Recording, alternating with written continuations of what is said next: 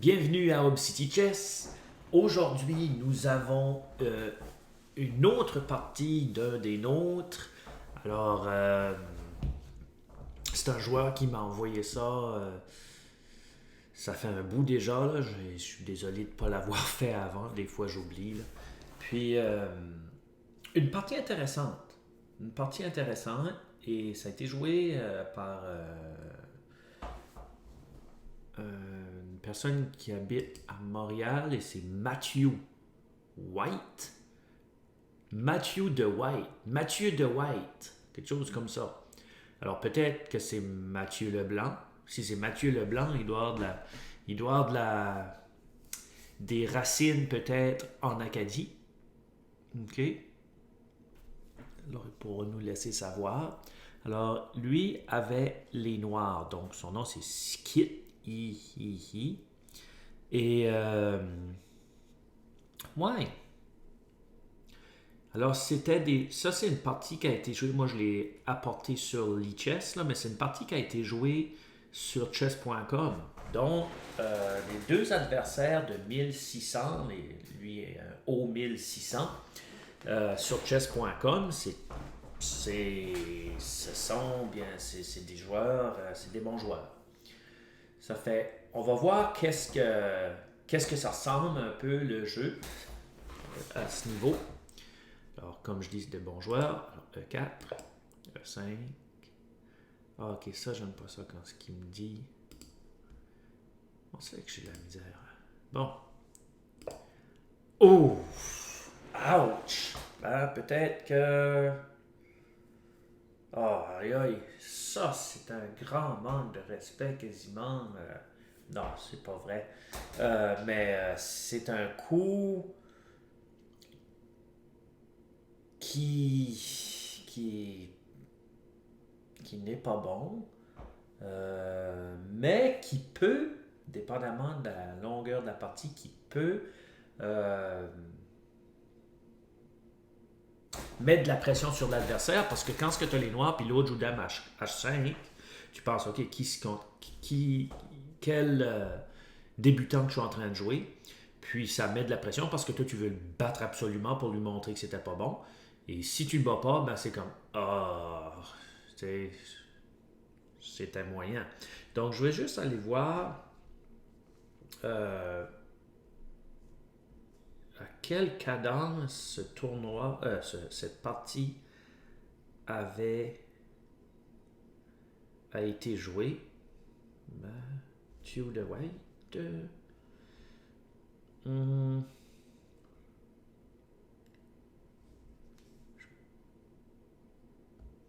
Ok, on va continuer.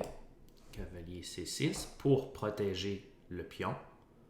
Et combien de joueurs, souvent moi c'était les tournois scolaires que j'ai vu jouer avec toute fierté G6 pour se faire pogner dans échec au roi, prend la tour.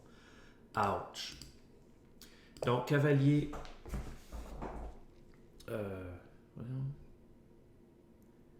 C6.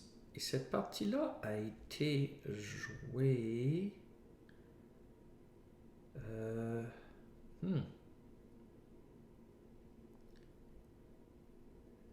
Ah, ici. Ok. 10 minutes chaque. Bon.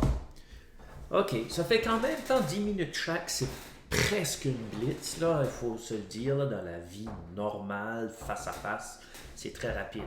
Ça fait. Il essaye quelque chose. Alors, cavalier C6.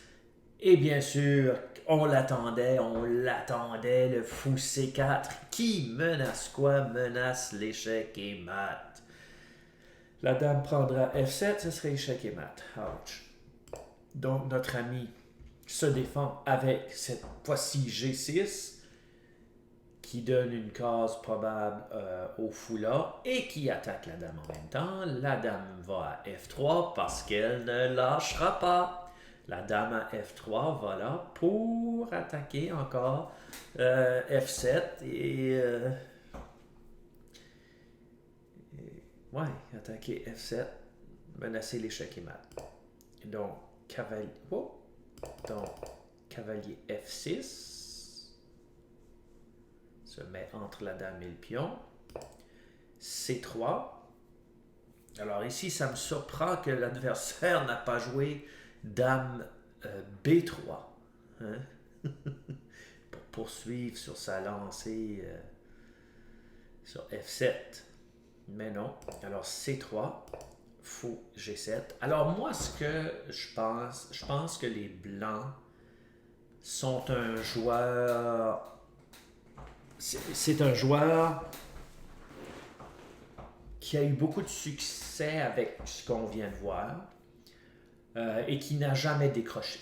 Il n'a jamais décroché, il a gardé ses vieilles habitudes, mais il est quand même devenu assez bon parce qu'il est quand même 1600 quelque chose. Donc, on va voir qu'après, il doit faire des belles choses. Donc, D3. Puis là, on dirait, là, il s'aperçoit, OK, là, c'est le temps de me développer. Mais si on voit, c'est que ici, c'est quasiment comme si que les noirs auraient les blancs. Les noirs sont développés plus que les blancs. D6. Alors, ici, on voit aussi que les noirs ne perdent pas de temps. Ils font des coups pour sortir leurs pièces, développer les pièces. On a déjà parlé de ça, des principes d'ouverture. Donc, H3. H3 qui était pour empêcher le fou d'aller à G4 pour attaquer la dame, probablement. A6. OK. Alors là, on peut se demander pourquoi A6 maintenant. Est-ce que A6 aide le développement ou fait quelque chose? Pas certain. Pas certain pour A6. Ça, c'est moi, là. Mais ce qui se passe, c'est que les Noirs ont tellement en avance de développement qu'il peut, par exemple, se permettre ce genre de coup-là. OK.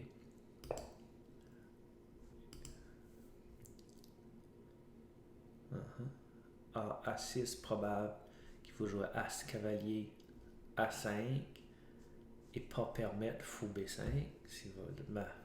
Je sais pas. Fou B3, alors l'autre, lui, voulait garder son fou à la place de développer des pièces.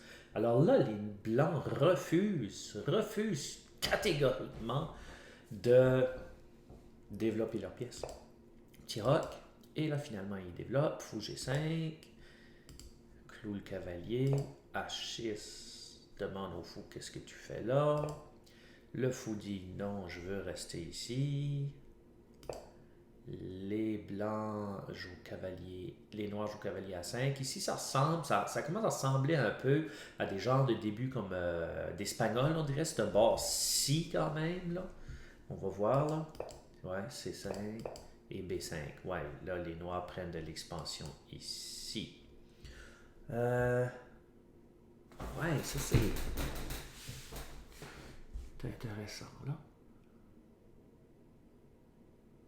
OK, puis là, tout d'un coup, on dirait là, les blancs se ramènent un peu dans le jeu.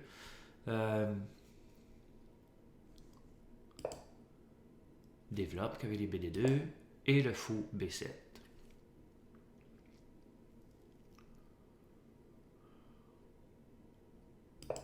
Tiroc. G5. Alors là, ici, on va voir que les noirs vont entreprennent une attaque sur le bord roi, si je m'en souviens. Bien. Alors, G5. Ici, c'est les pièces blanches sont pas très très bien coordonnées. Les noirs occupent beaucoup d'espace. Si on compte, on ferait une ligne ici, puis on compterait combien de cases que les noirs attaquent du bord des blancs. Alors on aurait le pion ici. 1, 2, le pion là, 3, 3, 4, pion là, 5, 6, 7, 8, 9, 10, le cavalier 11, 12, le fou 13. Alors, il y aurait 13 pour les noirs. Puis les blancs auraient la dame 1, 2, 3, 4, 5, le pion, 6. Alors, on voit 6, 13, 6. Donc, c'est plus que le double. Donc, les noirs, bien sûr, ici, ont un avantage d'espace. C'est beau avoir un avantage d'espace, mais il faut encore capitaliser là-dessus. Okay. Alors, on va voir comment les noirs vont faire. Ah, les noirs intéressants. Alors, ils trouvaient que le fou n'avait pas d'avenir sur cette diagonale-là. Alors, il a décidé de le recycler. Je me demande juste... C'est ça, c'est que c'est difficile de jouer. Habituellement, tu vas essayer de jouer F5, surtout quand ce que la dame est sur F3 et ton fou est sur B7. Mais ici, ça semblerait assez lent. Donc, fou C8, ok.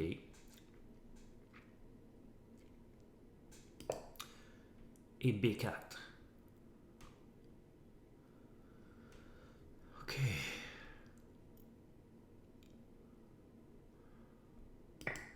Capture.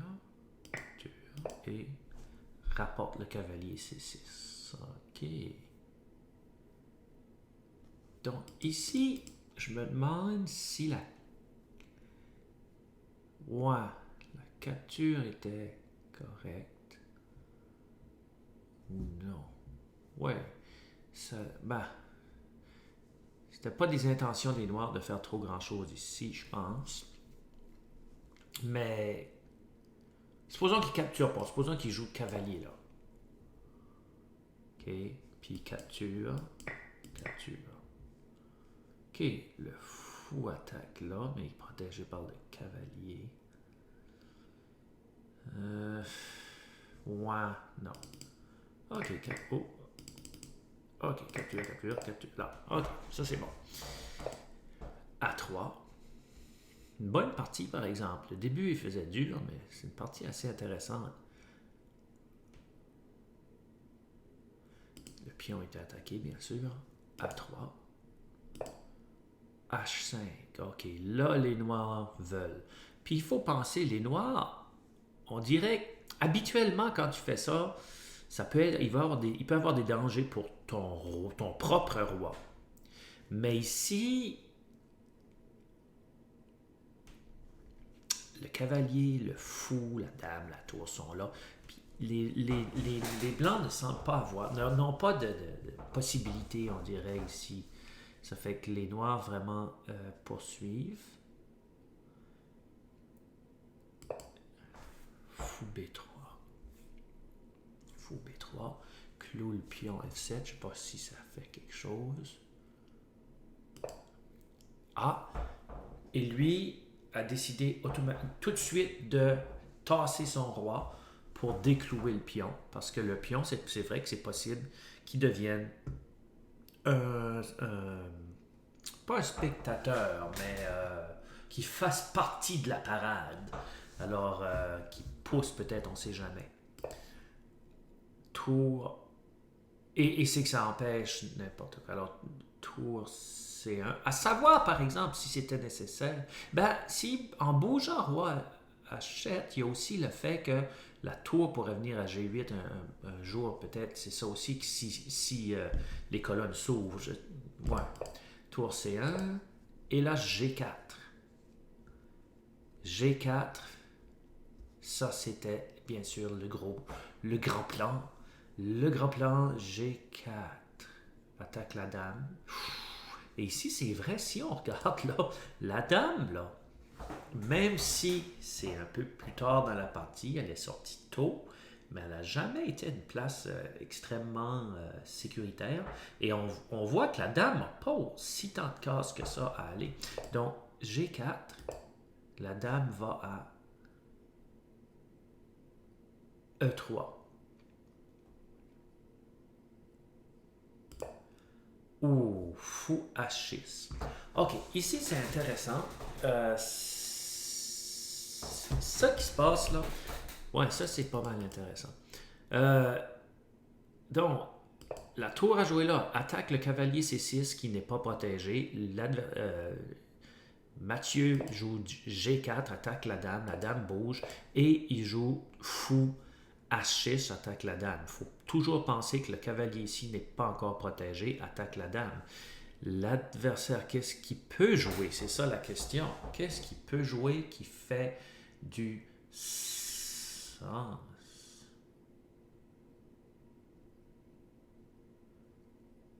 Ok, mais la dame n'a pas de case. Donc, soit qu'il met une pièce quelque part à F4 ou le pion.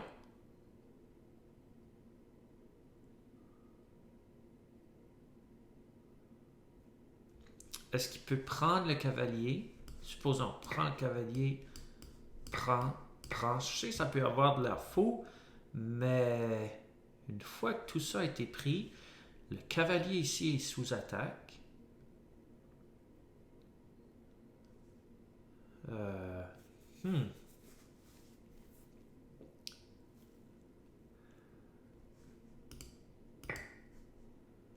Ben, sous attaque, il est protégé. Ok. Protégé.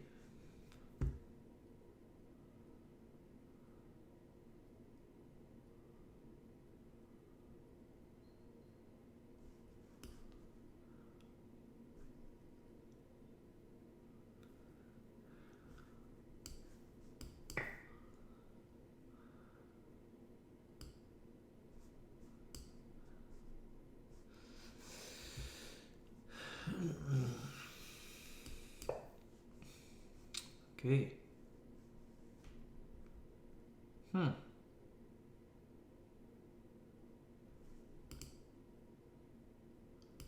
Donc.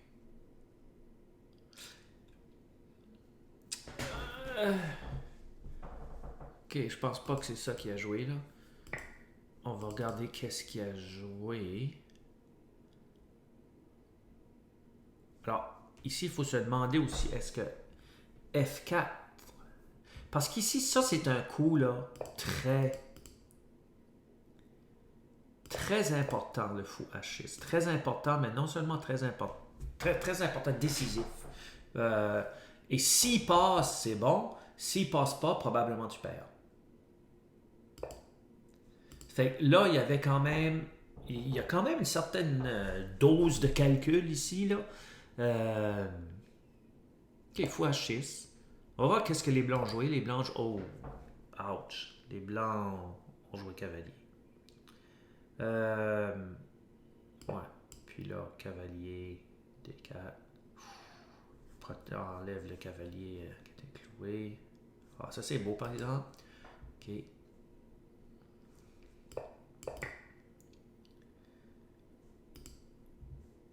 Il laisse le clouage. Il laisse le clouage là et profite pour faire un peu d'autre chose. Ah oui.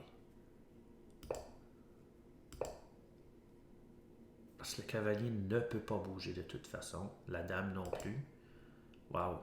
Ça, c'est quand même beau, là. Ça, c'est beau. Tu sais, le cavalier est dans les chemins. La dame ne pouvait pas bouger. Ne peut pas bouger. Et là, cavalier joue là. Fou prend, dame prend. Ça change pas grand-chose. Tour prend. Et là, fou prend. Échec. Et c'est ça. Il aurait pu jouer ça qui vient de jouer tout de suite, par exemple. Tout de suite, échec. Ben oui, c'était terminé de toute façon, mais le coup crucial, c'est fou H6. Est-ce que fou H6 était le coup? Bon, ben essayons le coup qui reste. Là. Le seul coup, je pense que ça, c'était forcé. Parce que en jouant ça, il faut penser que... OK, F4. OK. Prise en passant. Ouh.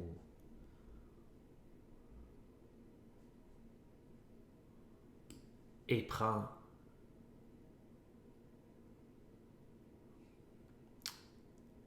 Comme ça. Attaque 2 fois le cavalier avec tour et dame. Le cavalier l'a attaqué aussi, mais c'est vrai que lui a attaqué. S'il prend là, prend là. Ouh, et là, je pense qu'on a encore une partie ici, là.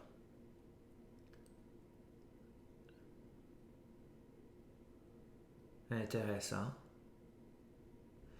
OK.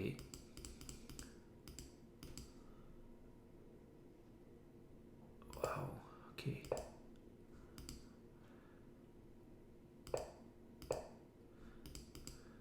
Mais en jouant F4, si je joue là,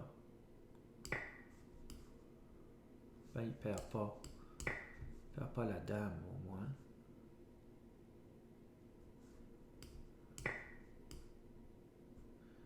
Là, c'est pire pour les noirs. OK. OK. Ça fait que c'est là. C'est là que ça s'est passé. C'est là que ça s'est passé. C'était très, très, très, très, très intéressant. Bonne partie. Mais ça démontre aussi... je pense vraiment que psychologiquement, d'une certaine façon, les Blancs, quand ils ont vu ce fou H6-là jouer et voir que la dame n'avait plus de cases, ont probablement pas pris le temps de... Ils ont pris le temps, mais soit qu'il a mal calculé F4, ou qu'il ne l'a simplement pas vu, qui a été décontenancé par ce fou H6. Donc, bonne partie, une bonne partie, une bonne partie, très intéressante. Où est-ce que les Noirs, je pense, avaient un bel avantage pendant un bon bout de temps. Mais ici, je suis pas certain que c'était peut-être le coup à faire. Wow. Complexe. Milieu de partie assez complexe. Alors, merci beaucoup, Mathieu de White. Bon, peut-être le blanc. Et probablement. Et c'était Home City Chess. À la prochaine. On continue.